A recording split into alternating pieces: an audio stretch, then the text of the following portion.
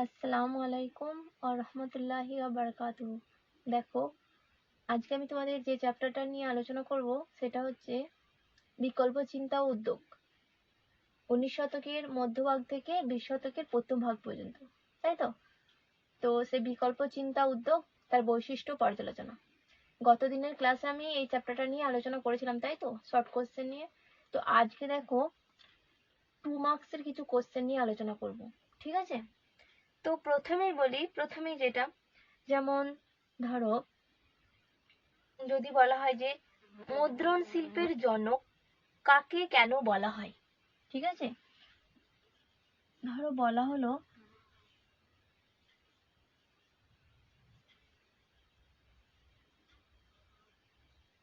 মুদ্রণ শিল্পের জনক কাকে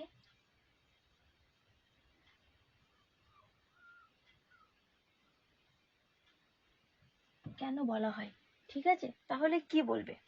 দেখো, মুদ্রণ শিল্পের জনক বলা হয় জার্মানির জোহানেস গুটেনবার্গকে, তাই তো? কেন বলা হয়?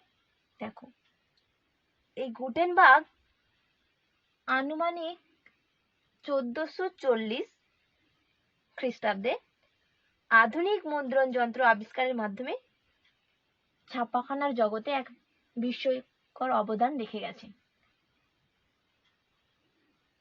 তারই ছাপাখানা থেকে আমরা দেখতে পাই যে 1455 খ্রিস্টাব্দে বিখ্যাত ধর্মগ্রন্থ যেটা বাইবেল, সেটা মুদ্রিত হয়।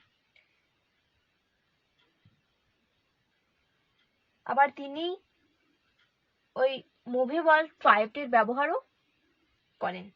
তো এই সকল কারণে এই জোহানেস গুটেনবার্গকে ছাপাখানার জনক বলে অভিহিত করা হয়, বা মুদ্রণ শিল্পের জনক বলে। এই প্রসঙ্গেই তোমাদেরকে মনে রাখতে হবে যে বাংলার গুটেনবার্গ নামে কে পরিচিত ছিলেন। মনে রাখবে, বাংলার গুটেনবার্গ নামে যিনি পরিচিত ছিলেন তিনি হচ্ছেন চার্লস উইলকিন্স, ঠিক আছে? যাকে বলা হয় বাংলার মুদ্রণ শিল্পের জনক বা বাংলার গুটেনবার্গ। দেখো, জার্মানিতে প্রথম সঞ্চালনযোগ্য মুদ্রাক্ষর প্রবর্তন করে আলোড়ন সৃষ্টি করেছিলেন তিনি হচ্ছেন গুটেনবার্গ। তো সেই গুটেনবার্গের মতোই ভারতে প্রথম সঞ্চালনযোগ্য বাংলার মুদ্রাক্ষর সৃষ্টি করেছিলেন এই চার্লস উইলকিন্স, বুঝতে পারলে? তো সেই জন্য এই চার্লস উইলকিন্সকে বলা হচ্ছে বাংলার গুটেনবার্গ। তাহলে এই মুদ্রণ শিল্পের জনক, বা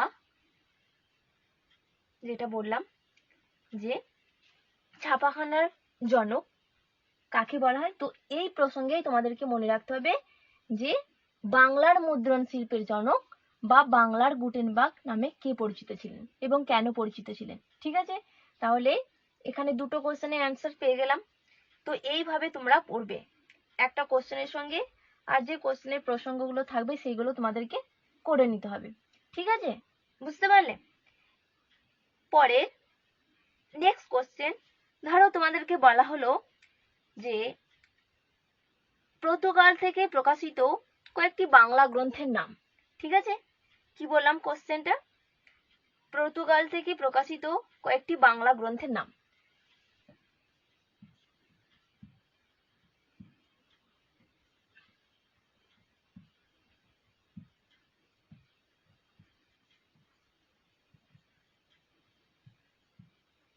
পর্তুগাল থেকে প্রকাশিত বাংলা গ্রন্থ, ঠিক আছে?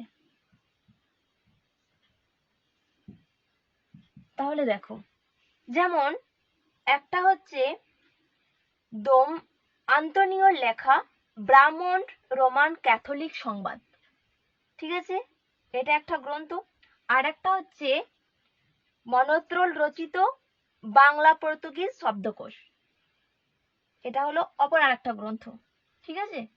তো এগুলো হচ্ছে পর্তুগাল থেকে প্রকাশিত কয়েকটা বাংলা গ্রন্থ, তো এগুলো একটু ভালো করে মনে রেখো, ঠিক আছে। নেক্সট যে কোশ্চেন, ধরো তোমাদেরকে বলা হলো, এটা আমি অনেকবার বলেছি, তাও আরেকবার বলছি, বাংলার প্রথম সংবাদপত্র কোনটি যদি বলা হয়, তাহলে বাংলার প্রথম সংবাদপত্র যেটা সেটা হচ্ছে বেঙ্গল গেজেট, ঠিক আছে। কি কোশ্চেনটা বললাম, যে বাংলার প্রথম সংবাদপত্র কোনটি, ঠিক আছে, বাংলার প্রথম সংবাদপত্র কোনটি, ঠিক আছে। তাহলে কি বলবে, বাংলার প্রথম সংবাদপত্র হচ্ছে বেঙ্গল গেজেট,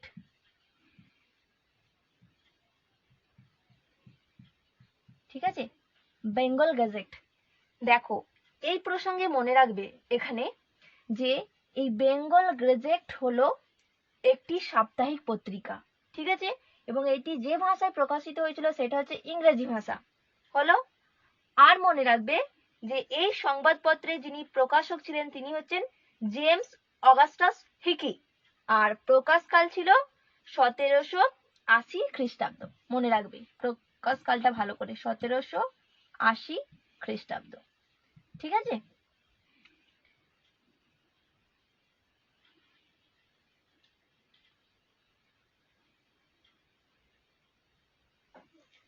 এরপরে কোশ্চেন, ধরো বলা হলো যে কে কবে বাংলায় প্রথম ছাপাখানা প্রতিষ্ঠা করেন, ঠিক আছে, কে কবে বাংলায় প্রথম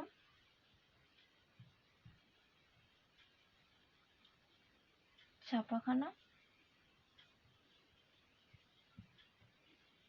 প্রতিষ্ঠা করেন, ঠিক আছে। তাহলে কি বলবে, দেখো বলবে যে বাংলায় ছাপাখানা যিনি প্রতিষ্ঠাতা ছিলেন তিনি হচ্ছেন জেমস অগাস্টাস হিকি। মনে রাখবে ইনি ছিলেন একজন আইরিশ মুদ্রাক্ষর, ঠিক আছে। আর তিনি বাংলার যে জায়গায় প্রথম ছাপাখানা প্রতিষ্ঠা করেছিলেন সেই জায়গাটা হচ্ছে বাংলার কোথায়, কলকাতায়, মনে রাখবে কলকাতায়, ঠিক আছে। আর সময়টা হচ্ছে 1777 খ্রিস্টাব্দ, মনে রাখবে 1777 খ্রিস্টাব্দ, ঠিক আছে। এই প্রসঙ্গে এখানে মনে রাখবে ভারতবর্ষে পর্তুগিজরা প্রথম ছাপাখানা স্থাপন করেছিলেন, আর ভারতবর্ষে যে জায়গাটায় স্থাপন করেছিলেন, ভারতের যে জায়গাটা, সেই জায়গাটার নাম হচ্ছে কোথায়, মনে রাখবে গোয়া, ঠিক আছে। তার মানে ভারতে ছাপাখানার যারা প্রতিষ্ঠাতা, তারা প্রথম যারা করেছিলেন তারা হচ্ছে পর্তুগিজরা, পর্তুগিজ মিশনারিরা, ঠিক আছে। এবং ভারতের যে জায়গাটায় করেছিলেন সেই জায়গাটার নাম হচ্ছে গোয়া, ঠিক আছে। আর সময়টা হচ্ছে 1556 খ্রিস্টাব্দ, মনে রাখবে 1556 খ্রিস্টাব্দ, ঠিক আছে। এরপরে দেখো নেক্সট কোশ্চেন, যেটা ধরো তোমাদের বলা হলো যে বাংলার মুদ্রণের ইতিহাসে বটতলা প্রকাশনের গুরুত্ব কি। কি বললাম কোশ্চেনটা, যে বাংলার মুদ্রণের ইতিহাসে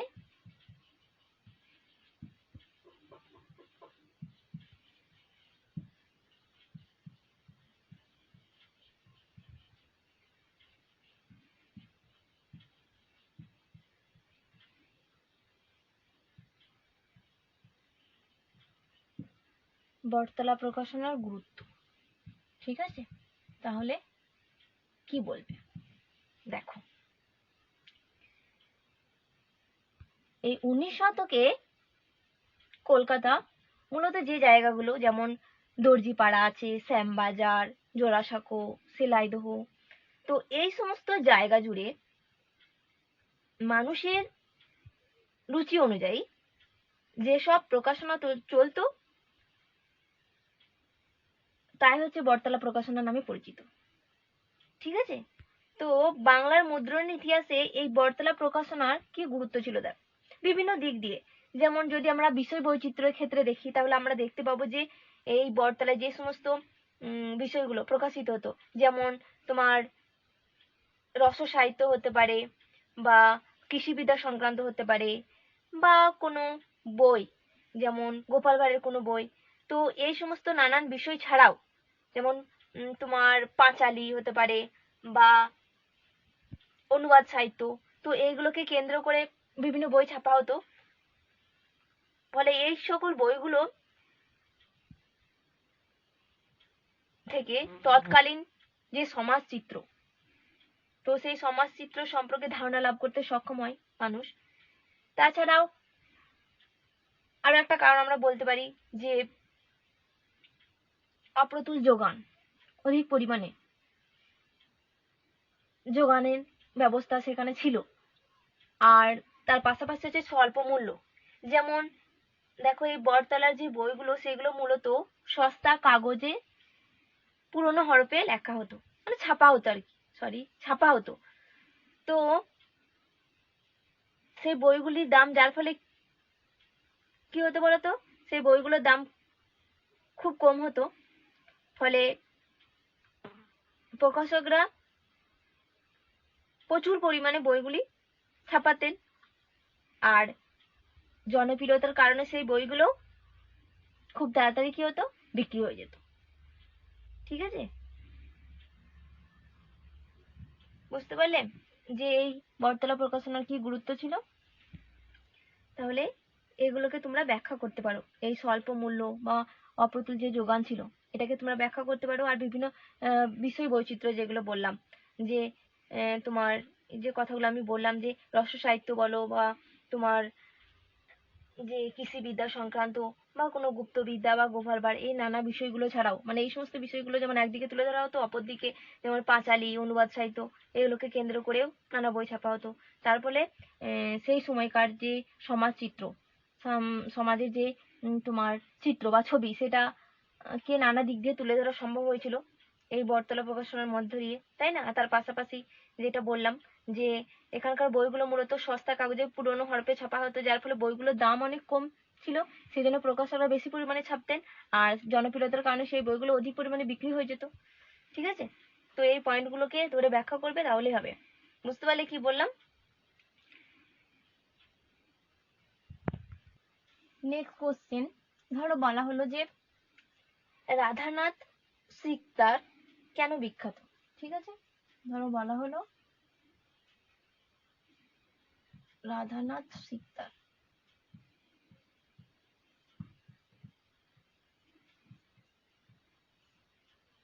কেন বিখ্যাত?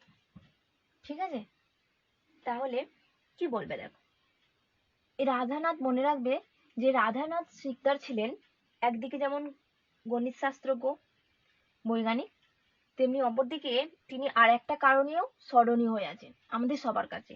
সেটা হচ্ছে যে হিমালয়ের মাউন্ট এভারেস্ট শৃঙ্গের আবিষ্কারক ছিলেন এই রাধানাথ সিকদার। ঠিক আছে, দেখো আমরা সবাই জানি ডিরোজিওকে, তাই তো? হেনরি লুই ভিভিয়ান ডিরোজিও, যিনি একজন বিখ্যাত সমাজ সংস্কারক ছিলেন। তো সেই ডিরোজিওর ভাবধারায় প্রভাবিত, তাহলে কি বললাম বলতো, যে ডিরোজিওর ভাবধারায় প্রভাবিত হয়ে রাধানাথ সিকদার তিনি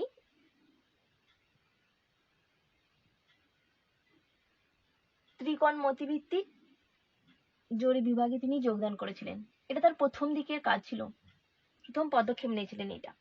তারপরে আমরা আবার দেখি যে তিনি, একটু আগে আমি যেটা বললাম যে আমরা সবাই জানি যে পৃথিবীর সর্বোচ্চ শৃঙ্গ মাউন্ট এভারেস্ট, তো সেই মাউন্ট এভারেস্টে আবিষ্কার করেন এই রাধানাথ সিকদার।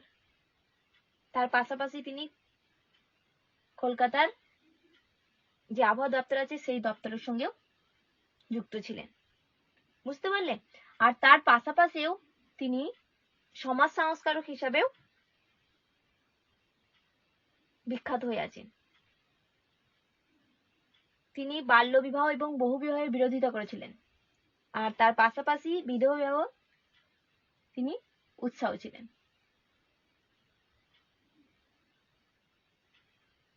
বুঝতে পারলে? তো এটা একটু পড়ো যে রাধানাথ সিকদার কেন বিখ্যাত, বুঝতে পারলে? এরপরে দেখো, যেমন তোমাদের কোশ্চেন হতে পারে যে কলকাতা বিজ্ঞান কলেজ কে কবে প্রতিষ্ঠা করেন? তাহলে মনে রাখবে যে 1914 খ্রিস্টাব্দে স্যার আশুতোষ মুখোপাধ্যায়, ঠিক আছে, স্যার আশুতোষ মুখোপাধ্যায় কলকাতা বিজ্ঞান কলেজ প্রতিষ্ঠা করেন। মনে রাখবে এই কলকাতা বিজ্ঞান কলেজের অপর নাম হচ্ছে university college of science and technology, ঠিক আছে, university college of science and technology, এটা হচ্ছে কলকাতা বিজ্ঞান কলেজের অপর নাম, এটা মনে রেখো একটু, বুঝতে পারলে? এরপরে দেখো এটার সঙ্গে যেমন তোমরা মনে রাখবে যে বসু বিজ্ঞান মন্দির কে কবে প্রতিষ্ঠা করেন? তাহলে 1917 খ্রিস্টাব্দে 30শে নভেম্বর এটি প্রতিষ্ঠিত হয় এবং প্রতিষ্ঠাতা হলেন আচার্য জগদীশ চন্দ্র বসু। এখানে মনে রাখবে এই বসু বিজ্ঞান মন্দিরের বর্তমান নাম হচ্ছে বোস্ট ইনস্টিটিউট, এটা কিন্তু খুব ইম্পর্টেন্ট, এটা মনে রেখো, ঠিক আছে? বসু বিজ্ঞান মন্দিরের বর্তমান নাম হচ্ছে বোস্ট ইনস্টিটিউট, ঠিক আছে? আর বসু বিজ্ঞান মন্দির প্রতিষ্ঠার উদ্দেশ্য কি ছিল? এটা 2 মার্কসের পড়ো, আমি অনেকবার আলোচনা করেছি তাই আর এখন করছি না, ঠিক আছে? তো এটা একটু পড়বে ভালো করে, বুঝতে পারলে? এখানেই তোমরা মনে রাখবে যে ক্রেস্কোগ্রাফ নামক একটি বিখ্যাত যন্ত্র যেটি আবিষ্কার করেছিলেন আচার্য জগদীশ চন্দ্র বসু, এবং এই যন্ত্রের সাহায্যে তিনি দেখিয়েছিলেন কি, যে উদ্ভিদের প্রাণ আছে, তাই তো, মানে উদ্ভিদের প্রাণ ও স্পন্দনের বার্তা ধরতে সক্ষম হয়েছিলেন তিনি এই ক্রেস্কোগ্রাফ যন্ত্রের মাধ্যমে, ঠিক আছে? তো এটা একটু পড়বে যে ক্রেস্কোগ্রাফ যে যন্ত্র, সেই যন্ত্রটির আবিষ্কারকর্তাকে এবং এই যন্ত্রের কি কাজ, বুঝতে পারলে? এই প্রসঙ্গে এখানে একটু করবে যে আধুনিক ভারতীয় রসায়ন শাস্ত্রের জনক কাকে বলা হয়? মনে রাখবে আচার্য প্রফুল্লচন্দ্র রায়কে বলা হয় আধুনিক ভারতীয় রসায়ন শাস্ত্রের জনক, বুঝতে পারলে?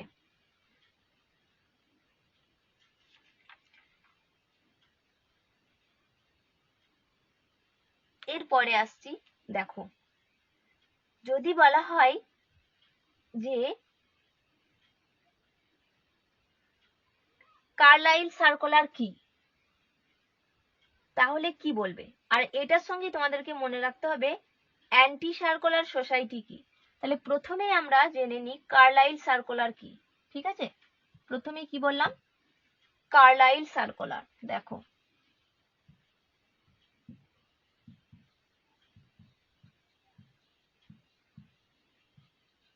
তাহলে প্রথমে কি বললাম? কার্লাইল সার্কুলার কি, কি বলবে? দেখো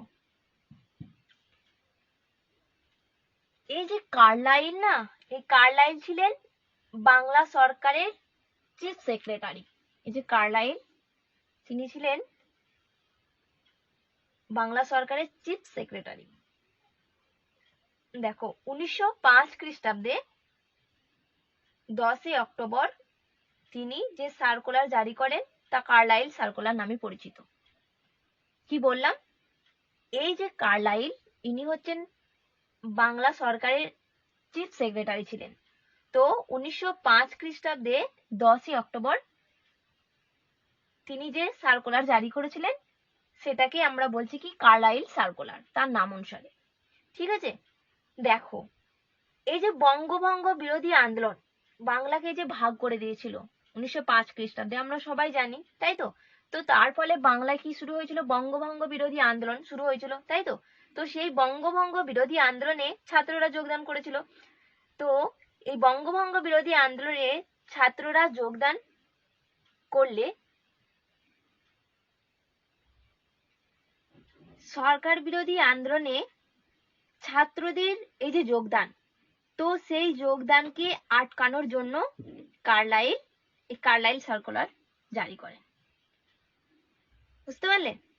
এরপরে আসছি যে অ্যান্টি সার্কুলার সোসাইটি কি। দেখো নেক্সট কোশ্চেন কি বললাম, অ্যান্টি সার্কুলার সোসাইটি, এটা কি? অ্যান্টি সার্কুলার সোসাইটি কি, তাই তো? সোসাইটি কি? অ্যান্টি সার্কুলার সোসাইটি কি, তাই তো? দেখো, এই যে আমি বললাম বঙ্গভঙ্গ বিরোধী যে আন্দোলন শুরু হয়েছিল, তো সেই আন্দোলনে ছাত্রদেরও অংশগ্রহণ আমরা দেখতে পেয়েছিলাম। তো ছাত্ররা সেখানে যোগদান করলে বা অংশগ্রহণ করলে, এই যে বললাম যে সরকার বিরোধী আন্দোলনে ছাত্রদের যে যোগদান, তো সেটাকে আটকানোর জন্য কি করা হয়েছিল না, বিভিন্ন সার্কুলার জারি করা হয়েছিল। তার মধ্যে একটা আমি একটু আগেই বললাম যে কার্লাইল সার্কুলার, তার পাশাপাশি তোমার পেটলা সার্কুলার, লিওন সার্কুলার, এগুলো জারি করা হয়েছিল, তাই তো? তো যাই হোক, এই যে বিভিন্ন সার্কুলার জারি করেছিল, তার উদ্দেশ্য কি না, এই সমস্ত সার্কুলারগুলোকে জারি করে তাদেরকে কি করা হতো, এই ছাত্রদেরকে এই আন্দোলন থেকে বিরত রাখা হতো। আর যদি তারা সেটা করতে রাজি না হতো, তাহলে কি হতো না, তাদেরকে স্কুল থেকে বহিষ্কার করে দেওয়া হতো, নানাভাবে টর্চার করা হতো, তাই তো?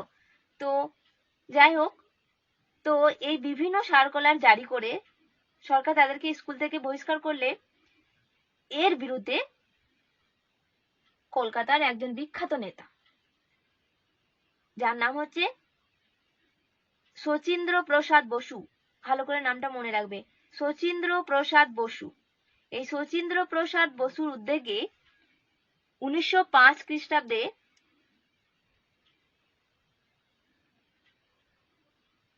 4 নভেম্বর অ্যান্টি সার্কুলার সোসাইটি প্রতিষ্ঠিত হয় কলকাতায়, মনে রাখবে, যার প্রধান উদ্দেশ্য ছিল বিভিন্ন স্কুল থেকে এই যে বহিষ্কৃত ছাত্রদেরকে যে বের করে দেওয়া হয়েছিল, তো সেই বহিষ্কৃত ছাত্রদের কি করা হতো, বিকল্প শিক্ষার ব্যবস্থা করা। মনে রাখবে এটা ভালো করে, বুঝতে পারলে? তার মানে এই যে কার্লাইল সার্কুলার কি, তার পাশাপাশি অ্যান্টি সার্কুলার সোসাইটি কি, আর এগুলোর উদ্দেশ্যগুলো ভালো করে পড়বে, ঠিক আছে? এই কার্লাইল সার্কুলারের কি উদ্দেশ্য ছিল বা অ্যান্টি সার্কুলার সোসাইটির কি উদ্দেশ্য ছিল, এগুলো তোমাদেরকে ভালো করে পড়তে হবে, বুঝতে পারলে? আর আমি একটা কথা বলি, এখানে দেখো আমি শুধু এখানে বিভিন্ন সার্কুলার জারি করা হয়েছিল, তার মধ্যে আমি এখানে একটা আলোচনা করলাম কার্লাইল সার্কুলার, তো এইটার সঙ্গে আছে দেখবে লিওন সার্কুলার, পেটলার সার্কুলার, সেগুলো একটু পড়ে নিও, ঠিক আছে? দেখো, এরপর যে কোশ্চেনটা হবে সেটা হচ্ছে তোমার, ধরো বলা হলো যে জাতীয় শিক্ষা পরিষদ কেন প্রতিষ্ঠিত হয়েছিল, বা জাতীয় শিক্ষা পরিষদের উদ্দেশ্য কি ছিল, ঠিক আছে?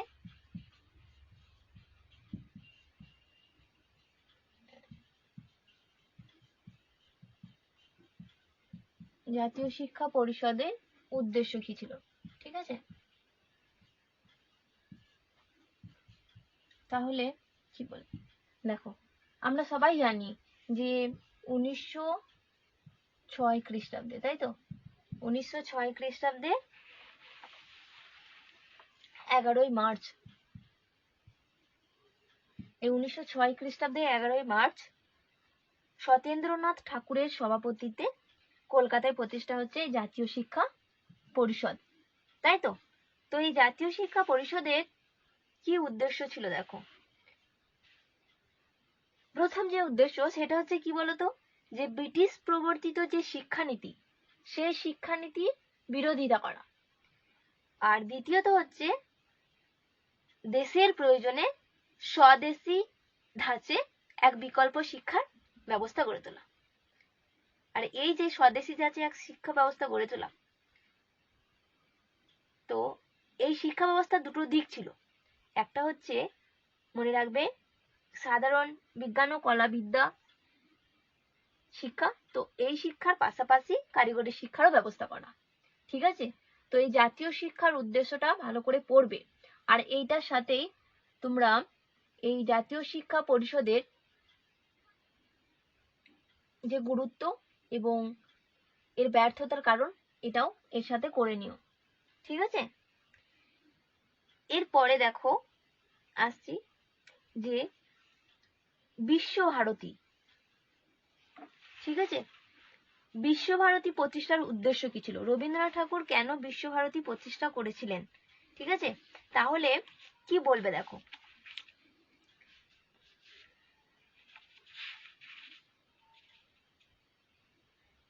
তাহলে কি বলবে দেখো, বিশ্বকবি রবীন্দ্রনাথ ঠাকুর শান্তিনিকেতনে 1921 খ্রিস্টাব্দে, কত খ্রিস্টাব্দে বললাম? 1921। এই 1921 খ্রিস্টাব্দে শান্তিনিকেতনে রবীন্দ্রনাথ ঠাকুর একটি শিক্ষা প্রতিষ্ঠান গড়ে তোলেন তার নিজের শিক্ষা চিন্তার ভিত্তিতে, যে শিক্ষা প্রতিষ্ঠানটা আমাদের কাছে পরিচিত বিশ্বভারতী নামে। ঠিক আছে, তো এর উদ্দেশ্য কি ছিল দেখো। রবীন্দ্রনাথ ঠাকুর বিশ্বভারতীকে বিশ্ব জাতির মিলন ভূমিতে পরিণত করতে চেয়েছিলেন। তিনি শান্তিনিকেতনে চীন, জাপান, আমেরিকা সহ বিশ্বের বিভিন্ন দেশের পণ্ডিতদের নিয়ে এসেছিলেন। তার উদ্দেশ্য ছিল কি না, বিশ্ব ধর্ম ও সংস্কৃতির মেলবন্ধন ঘটাতে চেয়েছিলেন তিনি। তাহলে এটা হচ্ছে তার একটা উদ্দেশ্য। আর দ্বিতীয় উদ্দেশ্য দেখো, এটা আমরা কি বলতে পারি, দ্বিতীয় উদ্দেশ্য যেটা, যেমন শান্তিনিকেতনে তিনি প্রকৃতি, মানুষ ও শিক্ষার সমন্বয় ঘটাতে চেয়েছিলেন। তার কারণ দেখো, আমি যখন তোমাদেরকে পড়িয়েছিলাম অনেকবার বলেছি, তাও আরেকবার বলছি এখানে দেখো। কারণ রবীন্দ্রনাথের শিক্ষার মূল উদ্দেশ্যই ছিল যে প্রকৃতি, মানুষ এবং শিক্ষা। তিনি প্রকৃতির মধ্যে বসিয়ে মানুষকে রেখে শিক্ষা দিতে চেয়েছিলেন।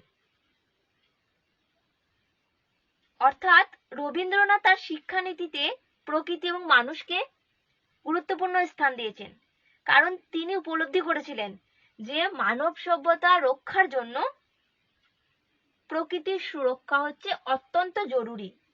বুঝতে পারলে?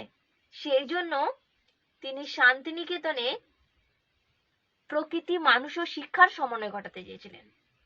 আর এই জন্য আমরা দেখতে পাই যে শান্তিনিকেতনে ছাত্রছাত্রীদের শ্রেণীকক্ষের বাইরে প্রকৃতির মধ্যে অর্থাৎ গাছের তলায় বসিয়ে শিক্ষা দেওয়া হতো। বুঝতে পারলে? তো এটা ছিল দ্বিতীয় উদ্দেশ্য। ঠিক আছে, তো এই বিশ্বভারতী প্রতিষ্ঠার উদ্দেশ্য কি ছিল বুঝতে পারলে? এটার সঙ্গে তোমাদেরকে পড়তে হবে শ্রীনিকেতন কি উদ্দেশ্যে প্রতিষ্ঠিত হয়েছিল। দেখো, এই শান্তিনিকেতন থেকে কিছুটা দূরে, প্রায় 3 কিলোমিটার এর মতো দূরত্বে অবস্থিত হচ্ছে শ্রীনিকেতন, যেটা হচ্ছে বিশ্বভারতী বিশ্ববিদ্যালয়ের একটা অন্যতম গুরুত্বপূর্ণ শাখা প্রতিষ্ঠান। দেখো, রবীন্দ্রনাথ ঠাকুর তিনি মনে করতেন যে মানুষের সঙ্গে শিক্ষার সমন্বয়ের জন্য পল্লী গ্রামের সঙ্গে শান্তিনিকেতনের একটা ঘনিষ্ঠ যোগাযোগ থাকা প্রয়োজন। এটা রবীন্দ্রনাথ ঠাকুর উপলব্ধি করেছিলেন, ফিল করেছিলেন। ঠিক আছে, সেই জন্য তিনি গ্রাম উন্নয়ন অর্থাৎ পল্লী গ্রামের মানুষের কল্যাণের উদ্দেশ্যে তাদের কৃষিকাজের উন্নয়নের বিষয়ে নানান ভাবনা চিন্তা শুরু করেন। আর তার পাশাপাশি কৃষক যুবকদের বিভিন্ন উন্নয়নমূলক কার্যাবলীর একটা কেন্দ্র গড়ে তোলা কথা তিনি চিন্তা ভাবনা করেন। আর এই উদ্দেশ্যেই তিনি গড়ে তোলেন শ্রীনিকেতন। বুঝতে পারলে?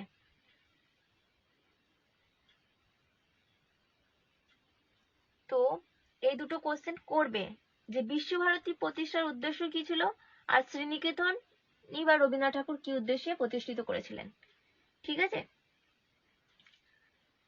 তো দেখো আজকে আমি যে কোশ্চেন গুলো আলোচনা করলাম, তো এগুলো একটু ভালো করে পড়ো।